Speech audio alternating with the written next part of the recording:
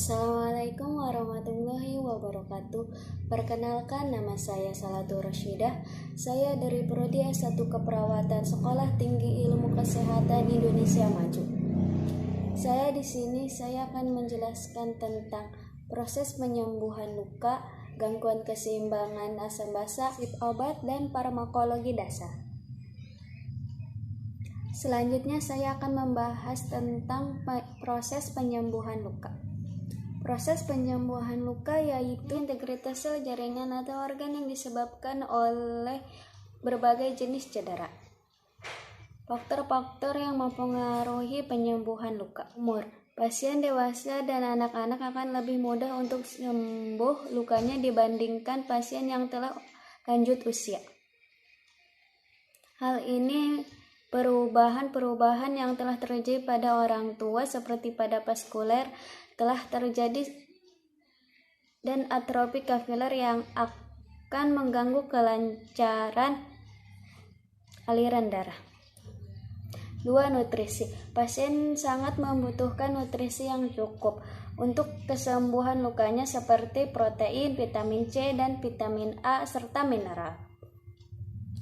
3. Medikasi. Obat-obatan yang dikonsumsi pasien akan memperlambat proses penyembuhan luka. Sebagai berikut contohnya: obat golongan steroid, aspirin, heparin, dan lain-lain. 4. Sistem kekebalan tubuh. Sistem kekebalan atau imunitas pasien yang lemah akan sangat terpengaruhi terhadap luka. Reaksi fagositosis dan sistem kolagen akan terganggu seperti terlihat pada pasien yang menderita HIV atau AIDS. 5. Obesitas. Pasien yang memiliki berat badan lebih atau obesitas mempunyai resiko penyembuhan luka yang lebih lambat karena suplai darah pada jaringan adipos. 6. Penyakit itu seperti diabetes mellitus, gagal ginjal, penyakit yang berhubungan dengan imunitas, dan adanya penyakit infeksi yang dialami luka dapat mengganggu proses penyembuhan luka. 7. Gaya hidup. Gaya hidup yang buruk seperti merokok dapat menurunkan jumlah hemoglobin yang berguna untuk mengangkut oksigen yang sangat dibutuhkan untuk menyembuhkan perawatan luka. Merokok juga menyebabkan aliran darah tidak lancar karena terjadinya peningkatan agregat matelat. Tahapan atau phase penyembuhan luka. Proses penyembuhan luka ditandai dengan adanya proses pemecahan yaitu katabolik sel-sel yang mati, dan proses pembentukan yaitu anabolik sel yang baru. Pada dasarnya proses anabolik telah dimulai sesaat setelah terjadi perlukaan. Ada beberapa phase penyembuhan luka, yaitu phase inflamasi. Pada phase ini inflamasi terdapat respon vaskuler dan seluruh yang bertujuan untuk menghentikan perdarahan dan membersihkan area luka dari benda asing, sel-sel mati, dan bakteri untuk mempersiapkan dimulainya proses penyembuhan luka. Phase maturasi. Phase ini dimulai pada minggu ketiga setelah perlukaan dan berakhir kurang lebih 12 bulan. Tujuan dari phase maturasi adalah menyempurnakan perbentukan jaringan baru menjadi jaringan penyembuhan yang kuat dan bermutu. Phase proliferasi. Proses kegiatan seluler ini pada phase memperbaiki dan menyembuhkan luka ditandai proliferasi sel. 2 komponen utama proses penyembuhan luka, yaitu regenerasi dan repair. Regenerasi adalah pergantian sel-sel yang hilang dengan sel-sel yang bertipe sama. Repair adalah Tipe akhir kesembuhan luka repair terdiri dari intention primer, sekunder, dan tersier. Selanjutnya, gangguan keseimbangan asam basa. Keasaman atau kebasahan suatu larutan tergantung dari ion hidrogen di dalamnya. Peningkatan kadar H+, ion hidrogen akan menurunkan larut pH sehingga lebih asam penurunan kadar plus. Akibat penambahan basa ke dalam plasma akan menambahkan pH. Asam atau asid adalah ion hidrogen. Donor proton suatu ciri yang disebut asam bila mampu melepaskan atau menyumbat H+. Contohnya HCl sama dengan H+ tambah Cl, yaitu menjadi HCl adalah asam karena dapat memberikan H+. 2. NaOH sama dengan Na plus OH. Jika ditambah H+, OH plus H2 sama dengan H2O. NaOH adalah basa karena dapat menerima H+. Macam-macam gangguan keseimbangan asam basa, yaitu asidosis respiratorik, alkalosis respiratorik, asidosis metabolik, alkalosis metabolik, asidosis respiratorik dan metabolik bersamaan, alkalosis respiratorik dan metabolik bersamaan. Asidosis respiratorik, peningkatan asam karbonat. Hal ini berhubungan dengan peningkatan CO2 dalam plasma akibat berkurangnya ventilasi. Hipoventilasi dapat disebabkan oleh efusi pleura, atelektasis, atau sumbatan jalan napas. Hipoventilasi menyebabkan CO2 terkumpul. Kadar H2CO2 naik, lalu kadar H+ naik, lalu terjadi asidosis respiratorik. Asidosis metabolik defisit bikarbonat. Perbandingan bikarbonat terhadap asam karbonat menjadi berkurang. Komposisi tubuh dilakukan dengan mengeluarkan CO2 melalui paru-paru dan ginjal menahan bikarbonat, mengeluarkan H+ dan anion-anion lainnya. Alkalosis respiratorik defisit asam karbonat. Hal ini berhubungan dengan menurunnya kadar CO2 plus H2CO3 dalam plasma dan meningkatnya pH akibat peningkatan ventilator alveolar. Alkalosis metabolik, peningkatan bikarbonat. Hal ini berhubungan dengan asam kuat keluar dari dalam tubuh, misalnya pada keadaan muntah banyak hanya HCl yang keluar. Karena H+ dan Cl- banyak keluar, natrium bebas akan mengikat HCO3 yang akan bertambah jumlahnya bila asam karbonat berkurang. Selanjutnya prinsip obat. Pemberian obat secara oral. Cara pemberian obat melalui mulut. Cara ini adalah cara yang paling umum dilakukan dengan tujuan untuk mencegah, mengobati, mengurangi rasa sakit sesuai dengan efek terapi dari jenis obat. Keuntungannya praktis, aman, dan ekonomi.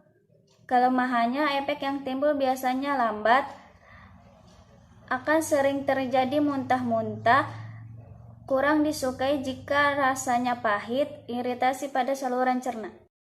Parenteral adalah pemberian obat tanpa melalui mulut, tanpa melalui saluran pencernaan, tetapi langsung ke pembuluh darah. Keuntungannya, efek timbul lebih cepat dan teratur. Sangat berguna dalam keadaan emergensi. Dapat diberikan pada penderita yang tidak kooperatif, tidak sadarkan diri, dan muntah-muntah. Kelemahannya yaitu tidak ekonomis, menimbulkan rasa nyeri. Ada rasa nyeri atau perih pada saat akan dimasukkan obatnya. Intrakutan adalah pemberian obat ke dalam lapisan dermis kulit tepat di bawah epidermis. Pemberian intrakutan secara umum dilakukan di daerah lengan tangan, bagian ventral. Prinsip memasukkan obat ke dalam jaringan kulit. Intrakutan biasanya digunakan untuk mengetahui sensitivitas tubuh terhadap obat yang akan disuntikan kepada pasien untuk menghindari efek alergi obat. Subkutan adalah pemberian obat melalui suntikan ke arah bawah kulit, yaitu pada jaringan konektif atau lemak di bawah dermis. Jenis obat yang lazim diberikan secara subkutan yaitu vaksin, obat-obatan preoperasi, heparin, narkotik, insulin. Pada umumnya pemberian obat melalui subkutan yaitu program pemberian insulin untuk mengontrol kadar gula darah. Pemakaian injeksi subkutan untuk jangka waktu yang lama. Intramuskuler adalah cara memasukkan obat ke dalam jaringan otot atau muskulus. Tujuannya pemberian obat dengan absorpsi lebih cepat dibandingkan subkutan. Lokasi penyuntikannya daerah paha, vastus lateralis, ventrogluteal posisi berbaring, dorsogluteal posisi tengkurap, deltoid lengan atas. Daerah ini digunakan dalam penyuntikan dikarenakan massa otot yang besar, vaskularisasi yang baik dan jauh dari saraf. Vena adalah pemberian obat dengan cara memasukkan langsung ke dalam pembuluh darah vena sehingga obat langsung masuk ke dalam sirkulasi darah. Tujuannya memasukkan obat secara cepat, mempercepat penyerapan obat. Lokasinya lengan vena mediana subiti atau vena cephalica, tungkai vena savenosus. Lokasinya lengan vena mediana subiti atau vena cephalica, tungkai vena savenosus. Leher vena jugularis khusus pada anak-anak. Pada kepala vena frontalis atau temporalis khusus pada anak-anak. Topikal adalah obat yang cara pemberiannya bersifat lokal, misalnya tetes mata, tetes telinga, salep, dan lain-lain. Pemberian obat pada mata. Cara memberikan obat pada mata dengan tetes mata atau salep mata. Tetes mata diberikan untuk persiapan pemeriksaan struktur internal pada mata dengan cara medilatasi pupil atau pengukuran refraksi lensa. Inhalasi. Terapi inhalasi merupakan satu teknik pengobatan penting dalam proses pengobatan penyakit respirasi, saluran pernapasan akut dan kronik. Penumpukan mukus di dalam saluran napas, peradangan, dan pengecilan saluran napas ketika serangan asma dapat dikurangi secara cepat dengan obat dan teknik penggunaan inhaler yang sesuai. Prinsip benar obat. Benar pasien. Sebelum memberikan obat, cek kembali identitas pasien. Benar obat. Sebelum memberikan obat kepada pasien, label pada botol atau kemasan harus diperiksa minimal 3 kali. Benar dosis. Sebelum memberikan obat, perawat harus memeriksa dosis obat dengan hati-hati dan teliti. Jika ragu, perawat harus berkonsultasi dengan dokter atau apoteker sebelum dilanjutkan kepada pasien. Benar rute atau cara.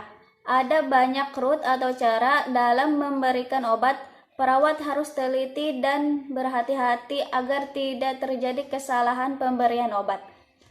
Benar waktu. Ketepatan waktu sangat penting khususnya bagi obat yang efektivitas tergantung untuk mencapai atau memperhatikan darah yang memadai. Ada beberapa obat yang diminum sesudah atau sebelum makan. Juga dalam pemberian antibiotik tidak boleh diberikan bersamaan dengan susu karena susu dapat sebagian besar obat itu sebelum dapat diserap tubuh. Benar dokumentasi. Setelah obat itu diberikan, kita harus mendokumentasikan dosis, rute, waktu, dan oleh siapa itu diberikan. Dan jika pasien menolak pemberian obat, maka harus didokumentasikan juga alasan pasien menolak pemberian obat. Selanjutnya, farmakologi dasar. Patofisiologis merupakan tentang gangguan fungsiologis mulai dari asal penyakit, perjalanan proses, dan akibatnya. Farmakologi berasal dari bahasa Yunani, yaitu farmakon, obat, ilmu yang mempelajari tentang obat. Ada fase sebelum obat digunakan, yaitu fase biofarmasi, dan fase setelah obat digunakan, yaitu fase farmakokinetik dan fase farmakodinamik. Patofisiologi menguraikan mekanisme mulai dari penyebab utama di setiap fungsi sampai gambaran klinis dan kemungkinan komplikasi yang menyertainya. Patologi sel menyimpulkan bahwa penyakit merupakan gangguan fisiologi kehidupan sel, seperti metabolisme, bergerak, pewarisan sifat, dan reproduksi. Prinsip mekanisme kerja obat pada tingkat molekuler. Keberhasilan suatu terapi merupakan hasil langsung dari efektivitas obat melawan targetnya, sehingga menimbulkan perbaikan dan hilangnya kondisi penyakit. Kekhususan target obat sangat penting untuk mengurangi toksisitas, meskipun kekhususan mutlak satu obat satu target sangat sulit dicapai. Antiinflamasi. Inflamasi merupakan respon vaskuler dan seluler dari jaringan terhadap benda asing atau agen biologis. Cirinya yaitu rubor, kemerahan, kalor, panas, tumor, bengkak, dolor, rasa sakit, dan fungsi jaringan organ yang terganggu. Antiinfeksi. Golongan obat untuk mengatasi masalah infeksi. Infeksi bisa dari bakteri, virus, jamur. Antibakteri disebut antibiotik. Beda dengan antivirus dan anti jamur. Obat gangguan sistem pencernaan. Luka yang muncul pada dinding lambung akibat terkikisnya lapisan dinding lambung. Menghindari makanan pedas. Makanan tiap 2 jam sampai 3 jam karena waktu pengosongan lambung. Penyakit kronik pada sistem pencernaan terjadi ketika asam lambung naik kembali ke esophagus. Hal ini menyebabkan iritasi pada esophagus. Obatan yang bekerja pada sistem pernapasan. Bernapas melalui paru-paru mempunyai 2 fungsi: menyuplai oksigen ke dalam darah, mengatur keseimbangan asam basa. Melalui konsentrasi CO2 di dalam darah, sejumlah gangguan dapat mempengaruhi pernapasan dengan cara tertentu, sehingga pengambilan oksigen dan pelepasan karbon dioksida yang mencukupi tidak ada jaminan lagi. Infeksi saluran pernapasan. Tanda-tanda klinis yaitu batuk, napas pendek, demam, kelelahan, dan lain sebagainya. Sebab masalah pernapasan seperti infeksi dan kanker. Setiap penyakit yang dapat menurunkan aliran udara ke dalam atau keluar, yang melalui mulut atau mulut dengan paru-paru, berpotensi menyebabkan hipotermia, penurunan suhu tubuh. Obat antikolinergik. Kerja pendek. Ipratropium bromida beraksi lebih lambat daripada agonis beta, namun durasi aksinya lebih lama, biasanya dalam sediaan mdI meter. Dosis ini menghasilkan bronkodilатasi, dapat memperlebar luas permukaan bronkus dan bronkiolus pada paru-paru, membuat kapasitas serapan oksigen pada paru-paru. Asam bronkial. Pemahaman yang lebih baik akan menghubungkan gejala klinis asam dengan faktor genetik. Suatu penyakit inflamasi kronis disalurkan sistem saraf menerima rangsangan di seluruh tubuh dengan mempengaruhi aktivitas otot dan vaskuler sekresi keringat. Sinyal sensori mempengaruhi fungsi saraf. Fungsi saraf otonom dan motorik. Parkinson adalah penyakit subtania nigra yang melalui trakus dopaminergik akan mempengaruhi sel GABAergic di corpus striatum. Upaya dilakukan untuk mengobati penyakit Parkinson adalah meningkatkan pembentukan dopamine di neuron nigrostriatum dan memberikan L-dopa, merupakan prekursor dopamin yang tidak dapat melewati saluran darah otak. Endokrin hormon biasanya bagian dari sirkuit pengaturan. Gangguan pada salah satu bagian akan menyebabkan perubahan sifat pada bagian lainnya. Jika pelepasan insulin meningkat secara tidak sesuai, maka pada setiap konsentrasi glukosa di dalam plasma terjadi hiperinsulinisme. Hal ini menyebabkan hipoglikemia. Jika kerusakan pada kelenjar hormon, kadar hormon dan pengaruh hormon akan berkurang. Sistem muskuloskeletal. Muskuloskeletal adalah sistem kompleks yang merupakan penunjang bentuk tubuh dan bertanggung jawab terhadap pergerakan melibatkan otot-otot dan kerangka tubuh dan termasuk sendi, ligamen, tendon, dan saraf. Gangguannya yaitu karena usia, pekerjaan, tingkat aktivitas, dan gaya hidup, berakibatan pada nyeri, ngilu, kelelahan, gangguan susah tidur, inflamasi, kesemutan, dan kelemahan otot. Tegumen adalah sistem organ yang membedakan, memisahkan, melindungi, dan menginformasikan hewan terhadap lingkungan sekitarnya. Sistem ini seringkali merupakan bagian sistem organ yang terbesar yang mencakup kulit, rambut, bulu, sisik, kuku, kelenjar, keringat, dan produknya, keringat atau lendir. Baiklah, sekian dari saya. Mohon maaf apabila ada kata-kata yang salah. Wassalamualaikum warahmatullahi wabarakatuh.